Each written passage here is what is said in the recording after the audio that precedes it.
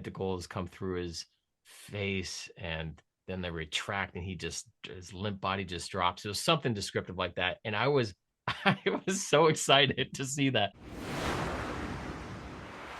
What's going on, guys? I'm Chris, and welcome back to another video. Today I've got a special one in the world of Stranger Things. I was actually able to sit down with one of the cast members from Stranger Things Season 5 and have a discussion with him about his role in Volume 1. That's right, Emanuel Borria, who plays Sergeant Ramirez in Stranger Things Season 5 Volume 1, joined me for an interview where we discuss his journey with acting, but also how he landed a role in Stranger Things, his character and his relationship to Dr. K, along with potentially the most brutal death in all of Stranger Things and how that shoot went. It was a blast talking with him, getting to pick his brain and hearing some behind the scenes stories about filming of season 5. So hope you guys enjoy the interview. And of course, hit that like button, subscribe, and hit that notification bell. And if you want extra content, Patreon is the place to be. Any support over there truly does mean the world. Also, be sure to check out my full breakdown of Stranger Things Season 5 Volume 1 linked up above, along with all of my other reactions to all 4 episodes. Full reactions, of course, on Patreon, edited versions here on YouTube. But without further ado, let's get into this interview. It was a fun one. Let's head into the Upside Down. What's going on, guys? I'm Chris, and welcome back to another video. Today, I'm sitting down with someone from the cast of Stranger Things Season 5 with a very special interview. I am joined by Emanuel Borria, who plays Sergeant Ramirez in Stranger Things Season 5 Volume 1. Thank you so much for joining me. How you doing? So happy to be here. Great. Obviously, the first 4 episodes just came out only a few days ago, and so you've had time to watch them. We've all had time to watch them. How has it been with people in your life, like, reaching out to you? How many messages have you gotten being like, oh my gosh, dude, I didn't know you were in the show, or congrats on being in the show? It's been a lot. Honestly, it's been a bit overwhelming in a good way. I mean, it's certainly, I knew it was going to be massive. I knew that everyone was going to be watching this. I mean, this is the final season of Netflix's biggest show. So I knew it was going to be exciting to see. But honestly, I was overwhelmed a little bit. I had to, I almost had to give it a day to process because I was still processing the show and all the excitement from it. So I got caught up in it just like everybody else globally. I was so excited to see it. And so I felt the love. I'm still getting a lot of messages from people who are finally catching up on the series. That's awesome, man. Yeah, it's been a lot of fun. Honestly, I was anticipating a large increase of people reaching out, but it's been nothing. Yeah, I mean, I saw on Instagram, just on your socials, that you were reposting a bunch of people who were tagging you on stuff, which is very cool. It's very flattering. It's very sweet. Well, because I've been pursuing acting for so long, so I have a lot of friends, people who are familiar with my work, who this is a massive break for anybody to even if it's only a few episodes. I'm like, I don't care if I walked in and said, do you want some coffee, and walked out. I'd have been so excited to be on the show, but to have a great character to portray like Sergeant Ramirez and to get in there was a real treat. Absolutely. And we're going to dive into all that stuff momentarily, but I did want to kind of break the ice here with a real quick Stranger Things speed round. I think it'd be a fun thing to do. I know you've mentioned you're a fan of the show, and so I have a little stopwatch I'm going to start on my phone, and I'll give you the 10-second warning when we get there, but it's just going to be real quick questions about Stranger Things, some this or that's with comparisons, and it'll be a fun little thing. So okay, great. I'll start the clock in 3, 2, 1. Here we go. Favorite character in the show? All right, it can kind of switch over the seasons, but it's kind of always been Steve Harrington. Valid. Number one, yeah. Yeah, he's the man. Scoops Ahoy or Surfer Boy Pizza? Ooh, Scoops Ahoy because of the connection to the mall. Yeah, I think they're just so close in proximity to all the action. There you go. Dungeons and Dragons or basketball? Ooh, I gotta go to basketball, and I'll tell you why. I just started playing basketball as an adult, and I'm in a couple rec leagues, and so that's where I would be. Yeah, I'd love to play with Lucas. Got to. How about favorite couple in the show? Favorite couple?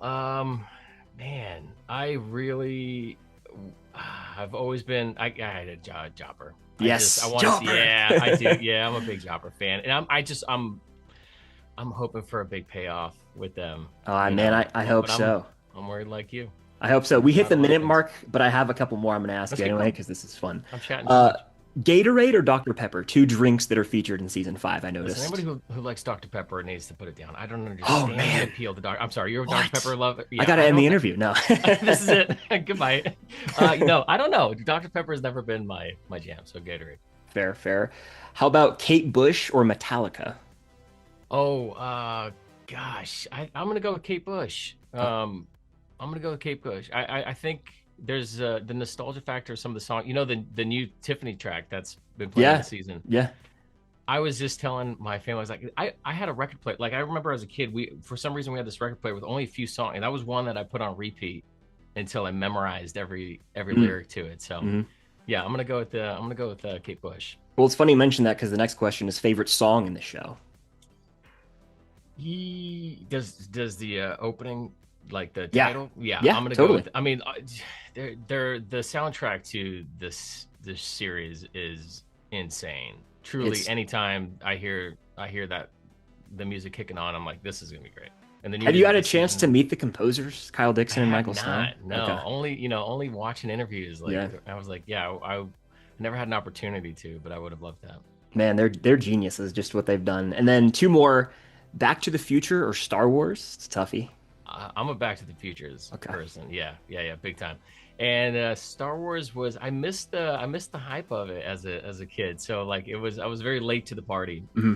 So you were I'm a probably Back to the pleased with Futures the guy. references in Ep 2 with Oh Robin's yeah, character. Yeah. oh yeah, yeah. Anytime I see the reference, I'm like, Yeah. fuck, I know what that is. Yeah. Great I know what Scott. that's from. Yep. Yeah. And then the final one here, favorite season of the show. I feel like you have might have a biased answer though, because you're in one of them.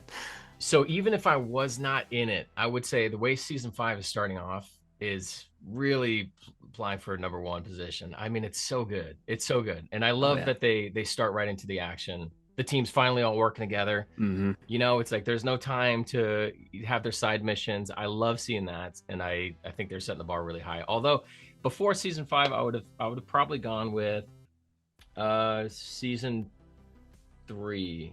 I think 3 Three's a lot of 4. fun. Yeah, 3's a lot of fun.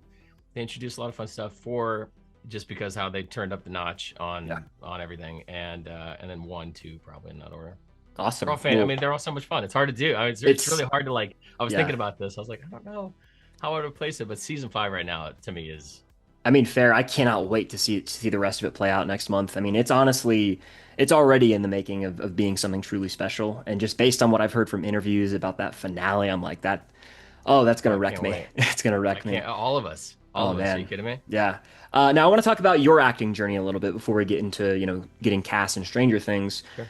Tell me about like what got you into acting, your process, and then of course how you landed the role in Stranger Things. Yeah, I would love that. Okay, so it started. I fell in love with acting when I was young. I mean, like many young kids, I would put on shows for my family. They'd come in town from Argentina, and I would just put on all these costumes. And so I always enjoyed performing for just my family, though. I was pretty shy outside of that. When I was younger, I found a little theater in my hometown. I grew up in Las Vegas. Well, I didn't. My mom found this theater that they had Saturday kids classes. So it ended up being my home away from home. They would do plays throughout the years, and they also acted as an agency. So even as a kid, I was able to find some local work. And then also one network show that shot in Utah for an ABC show. So anyways, it was like some experience there, but I pursued it all the way through high school and college. And that's what brought me out to California. I was aiming for Hollywood, but I took a detour in college and went to Cal State Fullerton, which had an excellent theater program, and their acting program was awesome. So then I graduated, and I've been on the grind in LA ever since. And so the first professional job that I got outside of theater. So I was kind of still transitioning, trying to figure out how to become a professional actor. Just looking at the industry from the outside in. I was self-submitting. I didn't know how to get an agent, right? So it was kind of one of those catch-22s. And so I found there was a job that I submitted for, and it was a project called Eater. I don't know that I shared this with you, but Okay. Eater was a short film that the Duffer Brothers were using as their senior thesis when they were seniors at Chapman University. Wow. They cast me in this short film as their lead role as this rookie cop in this jail, this supernatural jail situation where there's a cannibal that's housed overnight. This was my first real professional lead role job, and I worked with the Duffer Brothers, which was insane because even then I could tell that they were incredible visionary directors, and they could tell stories, and they knew suspense. And it was, I'd worked with a lot of directors up to that point, maybe not professionally, but you can tell a good director is when you're working with them. And that became that was our first, foray into this. And then after that, I was able to kind of find other work here and there and continue, The making young a living Duffer as an brothers, actor. that's awesome. I mean, you one of the first actors ever to really work with them, it sounds like, which is Yeah, it was a trip. And you know that Miss Harris in the season is their actual high school teacher. You saw that? I did see that, yeah. Yeah. Drama So teacher, right? for up until I met her, I was like, you know what? I think I had known the Duffers longer than anybody until I met you, which was really cool. Yeah, it's cool to have that up on the OG cast, I bet, you know? Oh yeah, big time. So Yeah, but how did you go about landing the role in season 5, like the casting process, and how, and really this is what I'm curious about, is yeah. how hard was it to keep that secret, man? Oh, that was the hardest part. Okay. That was the hardest part. Yeah, from the first time I started working with my manager, the manager I'm with right now, Chris Smith. Shout out Chris Smith. Yeah, share first names. How lovely. There you go. He and I talked about Stranger Things because I was a fan. I knew the Duffers were working on this. We had kept up. We'd get coffee in Los Feliz when they lived out there for years after they had graduated and moved over, and we would share kind of war stories and like how they were struggling as directors and how I was struggling as an actor, and we were kind of like paralleling until of course, who could have predicted their trajectory. But with this show, they told me they were working on it. It was Montauk at the time, which I think is a common knowledge now, but they were working on this thing, and so I knew it was going to be cool. And I'd been following them and tracking them, so I saw when Netflix greenlit it, and I was like, oh my gosh, this is massive for you guys. And so I was aware of the show for a long time, and from the first meeting with my manager, we were like, how can we try to let if there's any opportunities for the show, let's pitch, let's try to get in on it. And I was able to get in for season 2, which is interesting because the part was, I think the character name was Rowan or something like this, and it was open gender. They were open for any age. It was kind of like a wide net they were casting. That role ended up becoming Kali. So at the beginning of it, they weren't. I don't know that they were sure what direction they were going to take it in. Does Elle have a sister or brother or whatever it was going to be? But that was my first shot at meeting Carmen. That was the first time going into the office when we were before the pandemic, when we were going into the offices. And I took a big swing. In hindsight, big miss. I as I was like working the sides, I was like, I think this is the direction they're going in, but it wasn't for me. It just wasn't meant to be. And then flash forward, I think I had auditioned for the FBI agent for season. Was it 3 or 4 when they have that awesome shootout? Yeah. Season 4. Yep. Season 4. Yeah. So there was there, and I think there might have been like a scientist or something in between. So I had these little opportunities to try to get in, and then it wasn't until this season where these roles popped up, and they actually were auditioning actors for both Akers and Ramirez. Oh, okay. So even though I gave Akers my best shot, I was like, on paper, this reads like a very menacing type, like somebody who's large who can go toe to toe with Hopper. I'm like, they're not gonna. That's not me. Hopper would snap me in half. You know what I mean? Yeah. But then this other role came up, and it just so happened to be a good fit, and yeah, and then It's cool. So when when did you exactly find out, like how far in advance? Because I know they were shooting all of 2024, I want to say, from like January all the way up into December for a whole calendar year. So I'm guessing you found out maybe late 2023? Okay, I have to tell you, I have to pull it up because I was like, when did I audition for this show? I auditioned for it before the writers' strike and before the actors' strike. Okay. So in the beginning of 2023 somewhere. Yeah, that sounds about right. Yeah, I got the appointment, and I'd found out that I was being considered for the role early on, and then everything shut down. So I had to sit on wondering if I was even, how likely was it that I was even going to get the part? Was the part even going to be there after they had this time to rewrite? All the anxieties that actors come up with. I'm like, okay, that part's going away. It's not going to happen. And flash forward all the way up through November of 2023. At the end of it is when I finally got the call. And Chris was like, "You're in. You're going to be in Stranger Exciting Things." stuff, man. I can't imagine the emotions in that phone call. And then I had to wait. And then even so, I had and then I find out that I'm going to be working on it come January, February, at the end of January, early February. So I had 2 months of like, okay, let me wrap my head around this. How am I going to prepare? How am I going to you know, what's it going to look like and be like? And yeah, and then I just had to sit on it for so long. Yeah. And that was the hardest part, I would say, because I was just so excited. Mm. And So, you know, Netflix is like, you can't announce anything. yeah, I mean, I probably relieving now that it's just out there and you can share it with anyone, you know. The pressure's Yeah. off. Well, when they finally put me on the first trailer, the teaser, I guess it was the teaser, but it was like Yeah. a full-on trailer to me. I thought this was awesome. Mm. As a fan, I was like, I don't need anything else. I'm good with this. Mm. Let's not show any more footage. But they threw my little snippet of me shooting the weapon. I was like, all right, cat's out of the bag. You know, There I you can go. finally talk about it. And then they also had the premiere in Los Angeles on Stranger Things Day.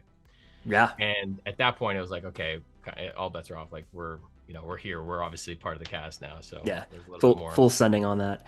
Yeah, So I didn't know really that you had worked with the Duffers before, which recontextualizes a lot of this in a really cool way. So I want to ask, because I know you're in Volume 1 and you're directed by them in multiple episodes. Mhm. And so question I would love to ask, because I admire their work so much and what they've done with this universe.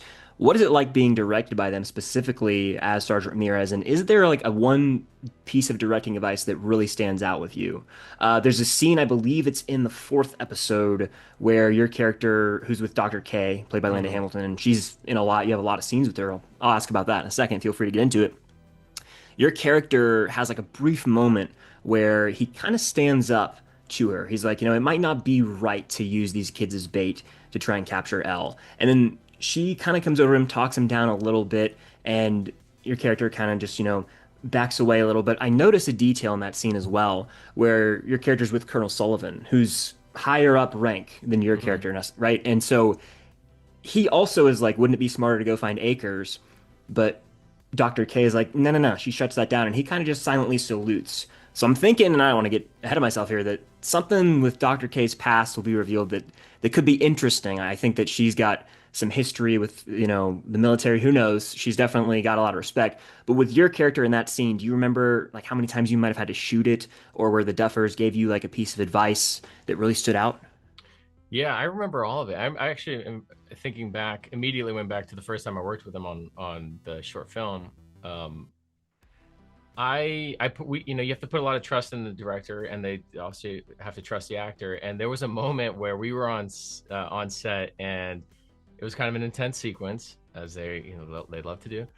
And I kept, you know, I gave it my shot, and we did a take, and then they kind of pulled me aside, and they're like, you know what? Didn't seem believable. Let's go again, and let's try it this way and that way. And that was actually at that moment where I realized, oh, I'm in good hands, because they are paying attention to every little detail. And if the performance is not there, they'll, you know, they won't shy away from it, which I immediately respected. And I was like, thank goodness. All right. So I was able to put my guard down and be like, oh, they've got me, so I can't overthink this.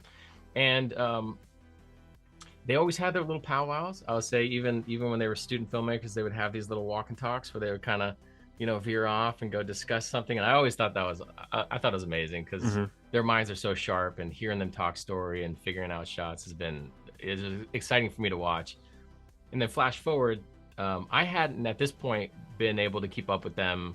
Maybe some email correspondence, a little bit on social media, but we hadn't been able to hang out in years. And when I was getting to set to start my first bit of work, it was all the stuff with Linda Ham, all the scene work.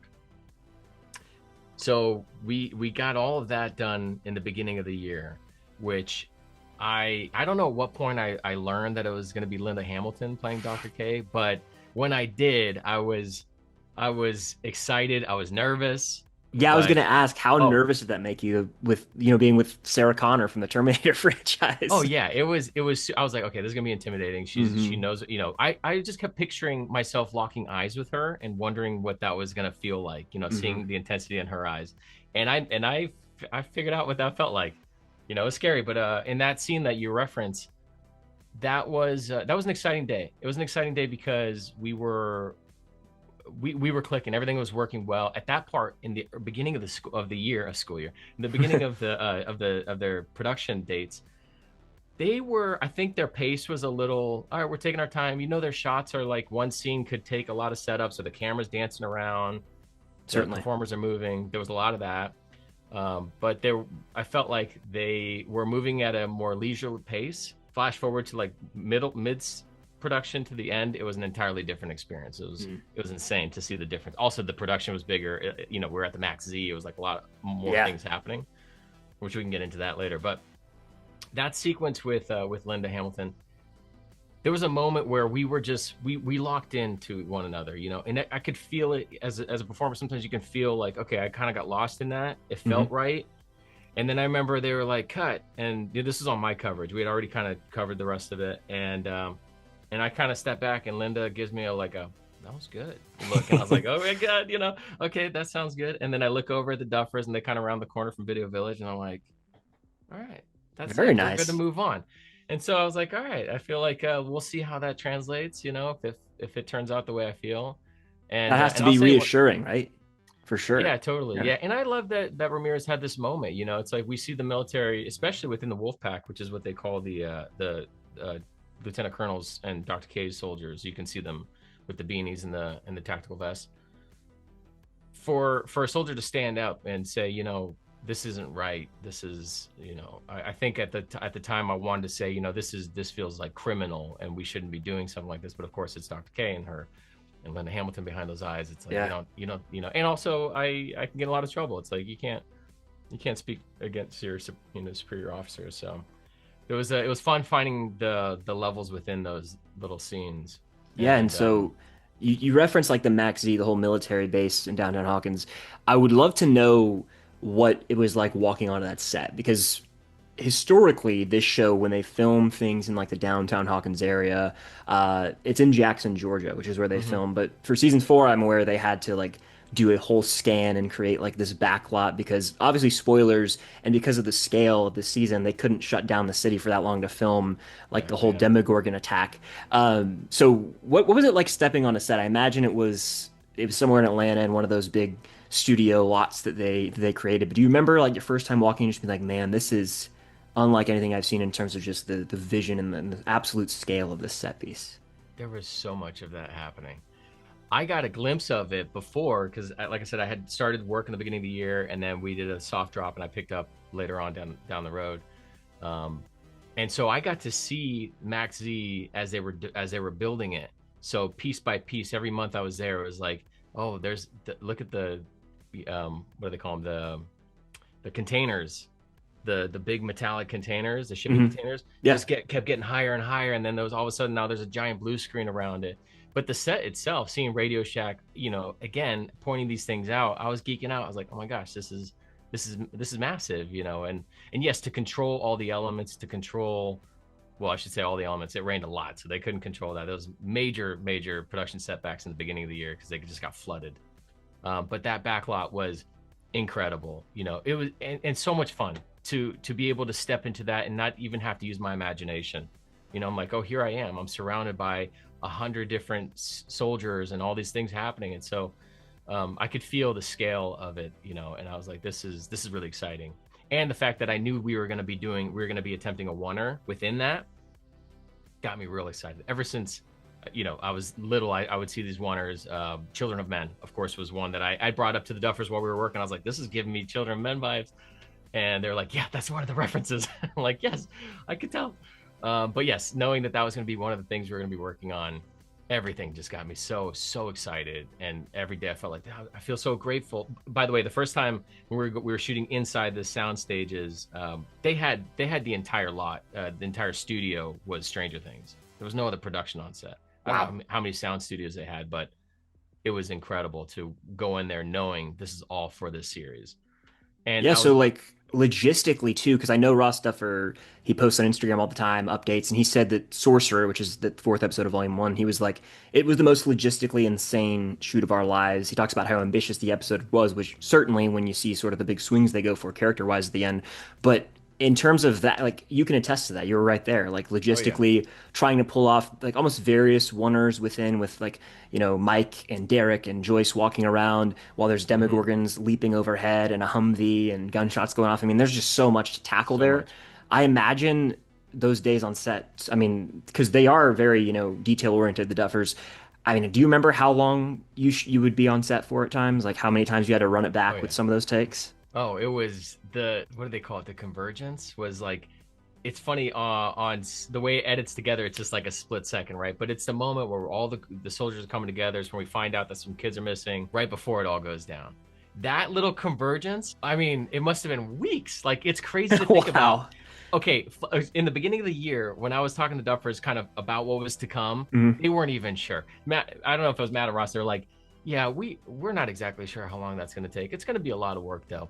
And on paper, I think I was supposed to be there for like 3 days or 4 days to knock out that maxi. Totally, yeah, they completely underestimated it because once we got there, they had already been working on it for months. The stunt coordinator, the stunt team had been rehearsing this for months. And and you're from Georgia, like it was new for me. It was the first time I'd worked there. It's the first time I'd visited. So I got to know what the summers were like, and the stunt teams were incredible. The way that they had been working tirelessly all the way through. The stunt coordinator, Hiro, he had shown me a previs of what the sequence was going to look like, which, again, as an actor, I'm like, this is amazing that this is an awesome resource that I get to see this beforehand, and can imagine how it's all going to play out, the intensity. And so, they had mapped out, you could see all the stunt performers on the wires, but he had thrown in some effects, all of it just pieced together so I could see the whole sequence. And I was like, this is going to be incredible. And also probably hard to shoot because, yeah, like you said, there's all these little pieces that they have to splice together. And actually, the Stranger Things page has an awesome doc on the Max Z and what it took to film that. I just finished watching it and I was like, yeah, that's exactly, there's thousands of lights and hundreds of performers. Meanwhile, you have to, the camera's here, but you have to take into account what's happening in the background. And that was all second unit. The way they shot that was those were nights, and that would early into the morning. Second unit directing, where there was a sweet spot in between where the first unit and the second unit were working together. So the Duffers were there with the second unit director, and they were kind of working through all the little pieces together. But at some point they wrapped out because they had to go and get ready to shoot some more stuff in the morning.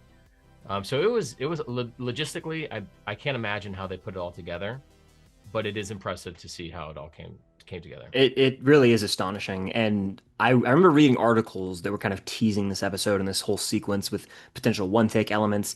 And it was talking about how there were people on set, I guess, who were stand-ins for Demogorgons with like tennis balls on them. Yeah. Do you recall like seeing those people all around? Yeah, oh, they're amazing. And also, I would see these performers and I was like, you are the Demogorgon from the season. So, to a certain degree, I was like, I respect your work. It's good to finally meet you. Because you do see their hard work and it pays off. Yeah, but they're, the way that they embody the Demogorgons, to have that to play off of too was amazing. I mean, at every turn, I was like, this, they thought about it all. Obviously, this is the last season. Production's ramped up. It's like this is going to be. We knew it was going to be something special. But yeah, seeing those performers and the stunt people, it just made me want to, do my job better. And it was awesome. They had a military expert on set, so I could talk about specifics, make sure that, we're not, that we're being as authentic as possible. And even to that point, like wielding a weapon on screen that has its own, like, I mean, how much training went into that, if any, where you had to just, manning a weapon on screen accurately and all that? They had the weapons they used were replicas. And instead of firing blanks, I mean, that's the post on this must have been a nightmare. But with each muzzle flash, we're just they had some weapons with a light on the end of the muzzle, so that and there was a button that you could press by the trigger. So it actually kind of, anytime you would see this motion, I'm hitting the light so that the light would flicker on the front. So, and not, obviously there's not a real kickback on that. So all these soldiers are having to imagine what that would feel like.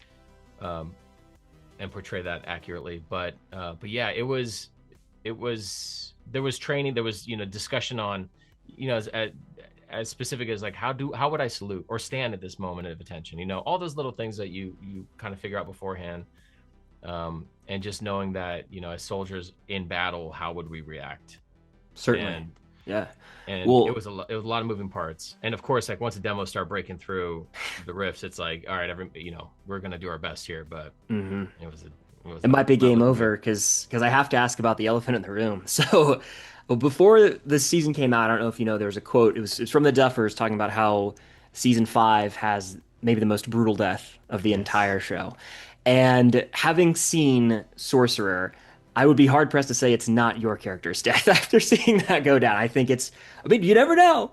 Yeah, But you as never of know, right right? now, man, how was it, first of all, reading that on the script and then Yeah. seeing your character go out like that on screen? Because I know Oh, that that's all like VFX post. How was it? And shooting that as well. I Like was so what were you giddy. directed to do? Chris, I was so giddy. All right. When I had before we got out there a week before, I think flying to Atlanta, I still didn't really I didn't have a script. I didn't know what we were doing. I was like, okay, I had these sides that we did in the audition, but I don't know if they were dummy sides or how much of it's going to stick to it.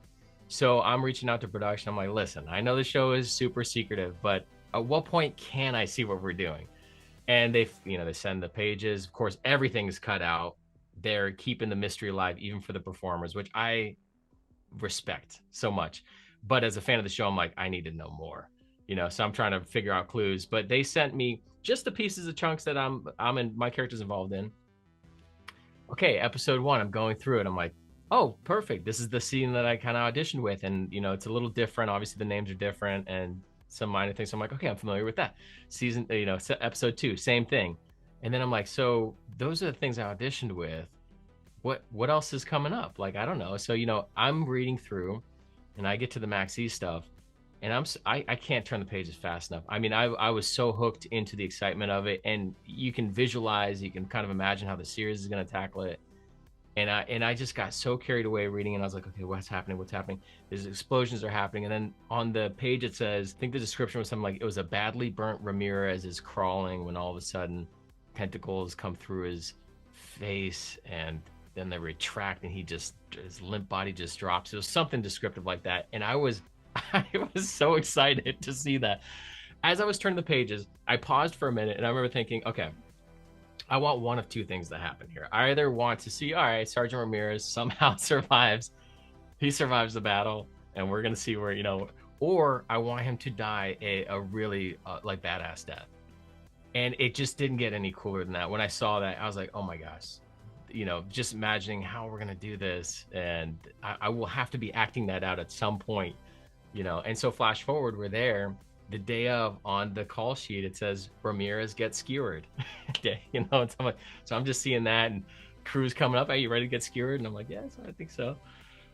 So shooting that moment, yeah. what was it like? Were you, I mean, at a certain point, I imagine you are physically crawling there, but did they like have an object that stands in for, I guess, Vecna's arm that sort of retracts out, or is it? No. It was all just using our imagination in that moment. I mean, they also had a viz, if I'm not mistaken, or maybe a storyboard. I remember seeing something where it was like, I knew it was going to be grotesque. I knew it was going to be shocking. But also that was the first time that I gotten to work with Jamie and also see Vecna in this full, they had added a lot more visual effects to it in post, but he was there in the garb, his face, and just seeing that and being able to play off of that naturally, I was like, this is incredible. And I mean, at this point, all the soldiers, they think this is L behind everything. They've never seen, I mean, they've never seen that monster, you know what I mean? So it's definitely, it was just so nice to have that, to be able to play off of it. And then yeah, we just knew, it was a close up here and I'm crawling and I'm trying to get to my weapon and it's supposed to be a shock. So it was like a count. It was like the first one is like, you're just feeling it come through. and then the second one is literally just dropping dead, we got It's impressive what they can do in post-production, isn't it? Like how they made it look like it was like a Final Destination type of death from that movie franchise. It was just like right in your face. Oh yeah, right up in your face. There is no escaping it. But the reaction, we had a viewing party. I don't know. I think you might have. Yeah, because my daughter's in the show as well. She's playing Rebecca, which is one of the kids in Holly's class. Oh yeah.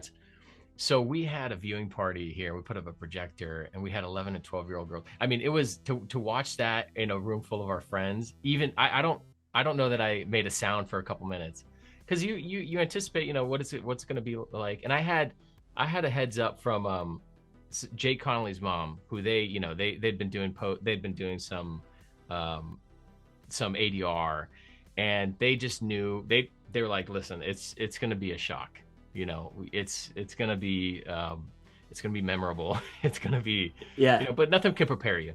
Did they have you do like the noises, your grunts and everything, like, or was that? Oh yeah, okay. Yeah. I mean, as silly as it sounds, you get carried away in it, and I just imagine like something's coming through the back of your head, and at one point I thought it was coming through the throat, so it was just like it's just all gonna stop, and you're just gonna be like, I imagined, his hands are just controlling me like a puppet, so it's like there's not a whole lot of movement I could do at that point. My brain's already on the ground.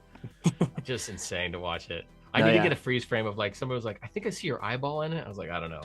Yeah, you gotta watch it in 0.25 speed, slow mo. Yeah, there's the eyeball popping out, and there it goes, rolling across the maxi. Oh man, well, I got one final question for you. You don't have to say much. Is there anything you've seen from Volume 2? You don't even have to say what it is, but have you seen anything, or are you in the dark on that, just like us fans? I've seen stuff. Seen stuff. Well, I'll say this. So without getting too, obviously I can't say too much about it. I won't say much at all, but also for your viewers and your fans, like I obviously don't want to spoil anything. Right. But it's more of what we're expecting, and my daughter was filming, so even on the days I was not working, I was just there as a parent on set, which is also very exciting. I mean, I'll tell you what I did. Anytime we had sides, I said when I got the script, it was all kind of blocked off, only the pieces you have. But when you're on the day of, all the sides are there, all the pieces of the scene. Man. So as a fan, I'm like, I'm reading through it and I'm connecting dots, like theorizing. I'm like, I think this is what's coming. And then, here's a payoff, so as I'm watching it, I'm seeing how it's all tying together. And there were some things that I was way off on, and some things that I was like, that's kind of what I felt was going, that's the direction it was going to go in. So yeah, for the Volume 2, there is an episode I have no idea what's going on in it. But for the other ones, I know pieces of it, certain storylines. They're going to jump right back into the action. I know I'm really excited about episode 5. Of course, the finale is like, all the things we've heard about, the cast talk about, how emotional it is. There are pieces of that I know what direction they're taking it in, and I'm just sad it's also coming to an end, and I know there'll be spinoffs, and I understand everything else.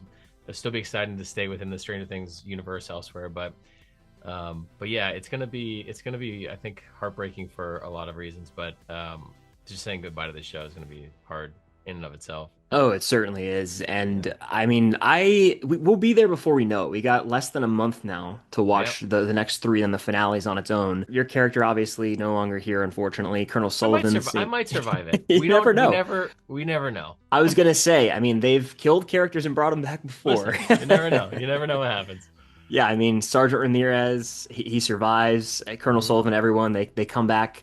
Game of Thrones, Army of the Dead style. Yeah, let's see it. That's a twist. Well, I mean, listen, I'm all for it. That would be nuts, man. I love just like a ton of alternate endings. Like, hey, just feed your fans with all these other fan theories. Just play them all out for us. Yeah, please. Why not? Eddie's there leading them all. Oh man, it'd be great. Yeah, Eddie. I want Eddie and Ramirez to be buddies.